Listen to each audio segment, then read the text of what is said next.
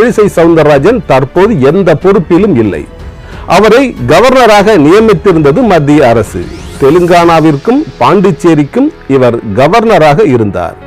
இந்த நிலையில் தேர்தல் கமிஷன் பாராளுமன்ற தேர்தலை 2024 வருட பாராளுமன்ற தேர்தலை அறிவித்துவிட்டது. உடனடியாக தனது பதவியை, அதாவது கவர்னர் பதவியை, தெலுங்கானா கவர்னர் பதவியையும் பாண்டிச்சேரி கவர்னர் பதவியையும் ரிசைன் செய்துவிட்டு தேர்தலில் குதித்து விட்டார் தமிழிசை சவுந்தரராஜன்.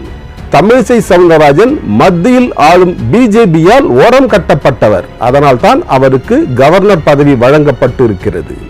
அந்த கவர்னர் பதவியை வைத்துக் கொண்டு சந்தோஷமாக இருந்திருக்கலாம் தமிழிசை. ஆனால் அதை செய்யாமல் அந்த பதவியை பாதியிலேயே திறந்துவிட்டு தேர்தலில் போட்டியிட்டு வெற்றி பெற்று மத்திய அமைச்சராவேன் என்று குதித்து விட்டார் தேர்தலில். ஆனால் அவர் இந்த தேர்தலில் வெற்றி பெறவில்லை.